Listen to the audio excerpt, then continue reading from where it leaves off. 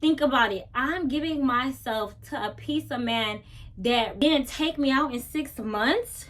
Like, no. For the record, I'm done trying to make y'all comfortable. For the record, you ain't trying to grow, then it's done for you.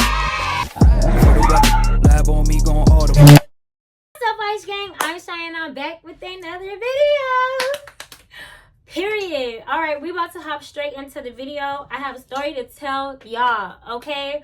So, this video is for anybody who's struggling in their celibacy journey, or just anybody who keeps falling themselves back. Like, it's hard for them to wait until marriage. This video is for you, okay? So, I'm gonna be fully raw and transparent. This video is barely gonna get edited. I'm not gonna sit here and try to act like I'm a saint. Like, oh, I'm like holier than thou. You know, I've never, like, I'm not gonna do that, okay? I still struggle with some things, and one of them is masturbation. So this video is also if you struggle for masturbation too. That's one of like the hardest sins for me to break, that and gossiping. But I've been doing masturbation for a long time. Like, I'm gonna say ever since I was like 7 years old. Damn! It all started where I was just really curious. It just started happening, but every single time I would masturbate, I would feel like so shame. Like, I grew up in a Christian household. Jesus Christ is my Lord and Savior, period. I love him, and I always wanted to wait until marriage because, you know, I grew up that way, and I'm an attached person. I'm a person that gets attached too easily. So I'm also gonna be speaking on y'all, but back to what I was saying. Every single time I used to masturbate, I used to feel so down. Like, I used to feel like, oh my God, God is mad at me. I used to feel like, oh my God, I broke his heart and stuff like that. So I would go ahead and just try to like go like a month without masturbating, and then like fall again, 2 months, fall again, and stuff like that. So it was like an ongoing thing, and it's still a thing that I struggle with, but I have some things that will help you, and some advice and tips that'll help you out. But yeah, I was a virgin all the way up until like around senior year, ending of senior year. Me and my ex-boyfriend, so the last time me having sex, to be transparent, was March 2020. So my anniversary is coming up. March 2025 is going to make 5 years of me being celibate, okay? And I only was with that one person, okay? Just to clarify. But here are some things that like help me out when it comes to, you know, staying celibate. And the first thing is I stopped putting myself in position to fall. A lot of times we might sit here and think, oh, we're strong enough. We're not. Literally, the devil is attacking you every single day. Like even sometime in your dreams. But from the moment you wake up, it's an attack, okay, to make you fall. I started doing some things to help me avoid that. So I started setting boundaries. I also talk about it in this video, so make sure you guys also watch this video. I stopped being in the same room with guys, or stop accepting like things that will allow me to fall.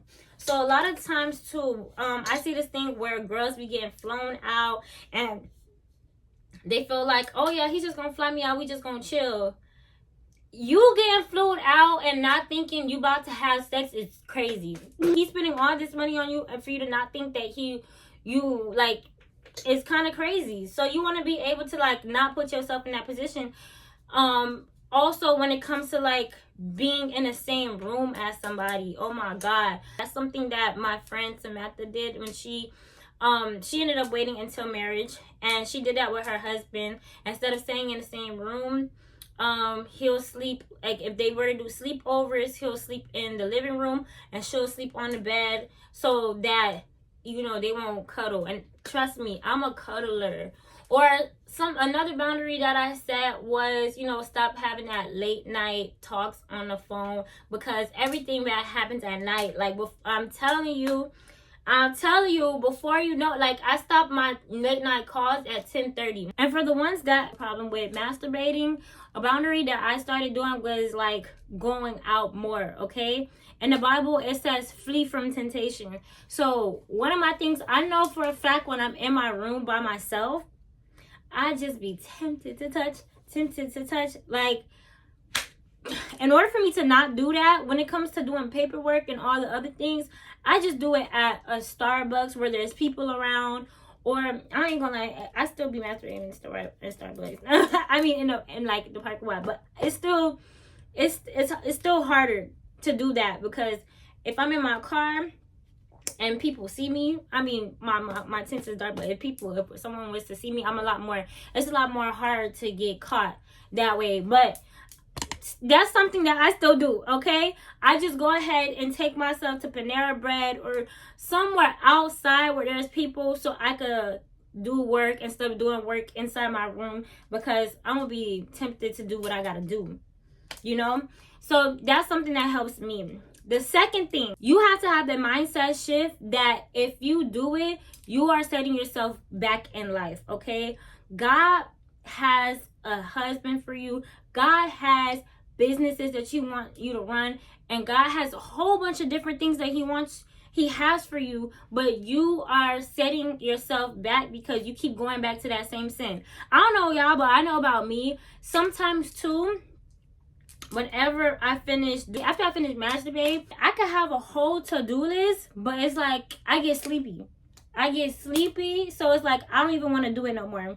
Like, I'm just gonna go to sleep, continue going to do what I do, when God has like a whole business that he wants me to do. He has a lot of things that he wants you to do, but if you keep going back to that same thing, that same sin, it's gonna get pushed, it's gonna get delayed. He still might give it to you, but it's gonna get delayed, okay? And I don't know about y'all, but I don't want 2-minute nut or something to like just stop me from getting the blessing that God has for me. You have to be able to try to like prove yourself that you can do it. Prove to yourself that you can stand on business, okay? Look at it as like a proof, like, wow. Like, look at it as a prize, like, wow, I really told myself that I'm not going to go back to him, and I really stood on that. And even in the midst of you trying to do it, you want to be able to ask yourself, is it worth it?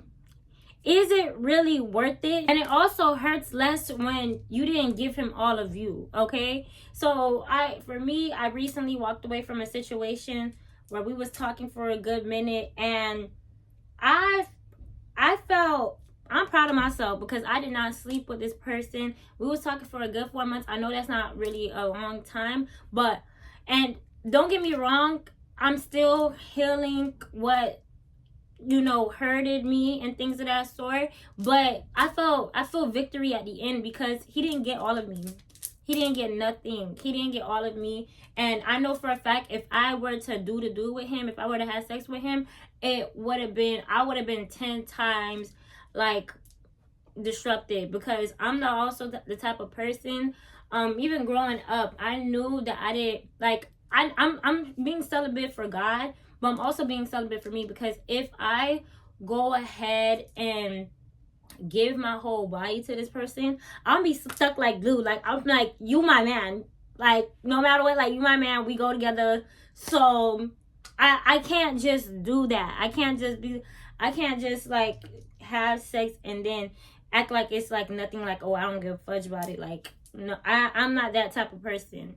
That's why I was only doing with that one person. But another thing that you also want to keep in mind, this is like the third thing, is you have to be prepared for the switch up. So let me tell you my story time. So boom, this is a time where I almost fell. Me and this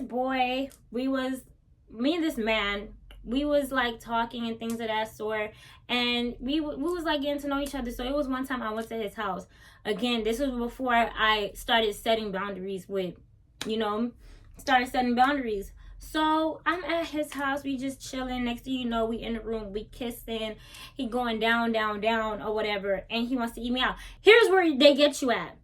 They get you by saying, oh, you know, we're not finna do it, let me just eat you out.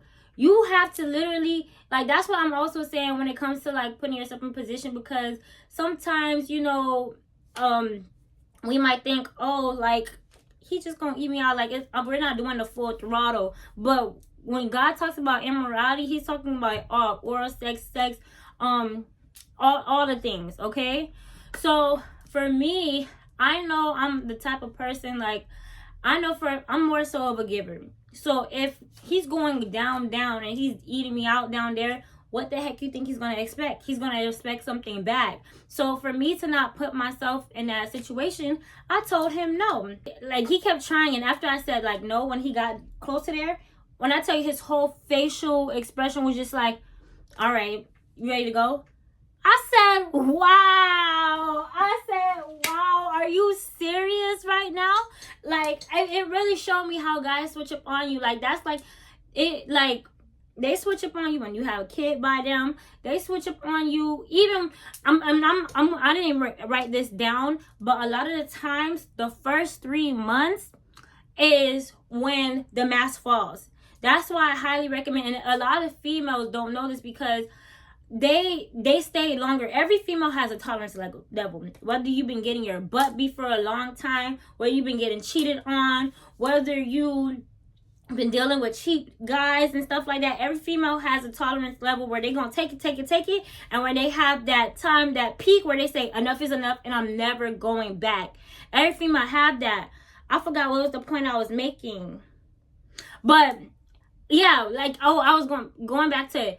A lot of times the masks fall off and we stay longer because we tend to try to stick to the version how they were in the beginning, which was the first 3 months. The first 3 months was like the puppy dog stage.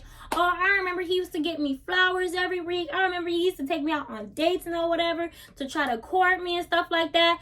The fourth thing that I want to tell you is remind yourself all of the bad things that he did to you. I'm gonna lie, it's very difficult because you're kind of like holding some unforgiveness in your heart, but it works when you remind yourself, like, you gotta think about it. I'm giving myself to a piece of man that didn't take me out in 6 months. Like, no, I'm giving myself to a man that is so cheap. No, I'm giving my whole body to a man that cheated on me with 5 different women that didn't give a fudge about my health. Like, you gotta be able to keep reminding yourself of the bad things that person do to you so you won't keep going back. That's why I tell y'all, literally, for the first 3 months, all you gotta do is just put on earplugs, because la la la la la la la. After the 4th month and the mask comes off, that's when you kind of like see. It might be longer depending on who you're dealing with, because there is something called love bombing. It might be longer, who knows, but you want to be able to, y'all, the red flags, okay? What you dealing with right now is going to be 10 times worse if you ignore the red flags, okay? Once a person show you who they are, believe them. And that was one of the main things that I did to stop doubling back, because I don't want to give that person that satisfaction of having me, my energy, my funniness, my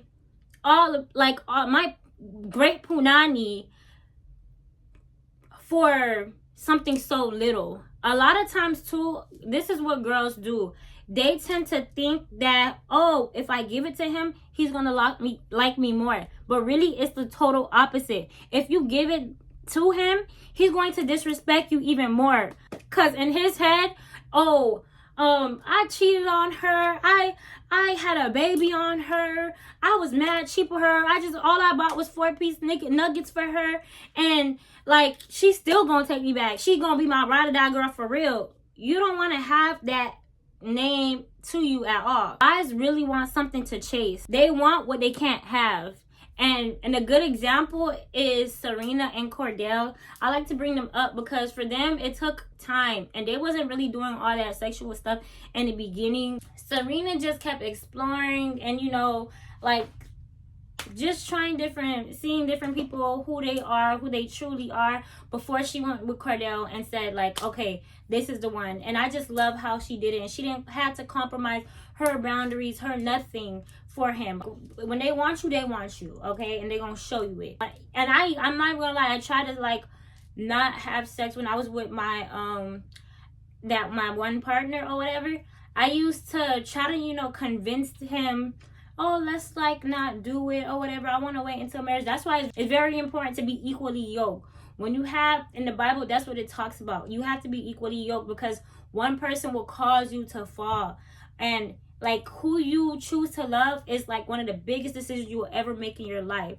So this Valentine's Day, that's coming up tomorrow, I just highly recommend, like, you just love on yourself, love on, you know, the people that you're around, and if they love you, they'll be able to make, if they'll love you, they'll respect you, okay? But yeah, I just want to say, that's my video, that's my little rant, that's my little chat. I love you. I'll see you guys in my next video. Please make sure you guys like, comment, and subscribe. We back.